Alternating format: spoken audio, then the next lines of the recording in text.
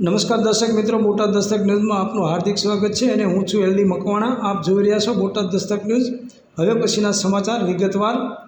તારીખ 5/4/2025ના રોજ રાતના 12 કલાકે છોટા ઉદેપુર જિલ્લાના નસવાડી તાલુકાના હરિપુરા ન ગામે ભીલ મયુરભાઈ મનુભાઈની ગાયની વાસળી પર દીપડાએ હુમલો કર્યો હતો, જેમાં બીજી ગાયો બૂમાબૂમ કરતાં ઘર માલિક ભીલ મયુરભાઈ મનુભાઈ જાગી ગયા હતા, પરંતુ તેટલી વારમાં વાછડીને ગળાના ભાગેથી દીપડાએ ચીરી નાખેલ છે, જેથી પ્રાથમિક સારવાર માટે નસવાડી પશુ ડૉક્ટર તાત્કાલિક હાજર થઈને આ વાછડીને સારવાર આપે એવી મયુરભાઈ મનુભાઈ ભીલ જણાવ્યું છે અને ફોરેસ્ટ વિભાગ નસવાડી અધિકારી પણ આ વાછડીની મુલાકાત લઈ આગળની કાયદેસરની કાર્યવાહી કરે એવી મયુરભાઈ મનુભાઈ ભીલ જણાવી રહ્યા છે।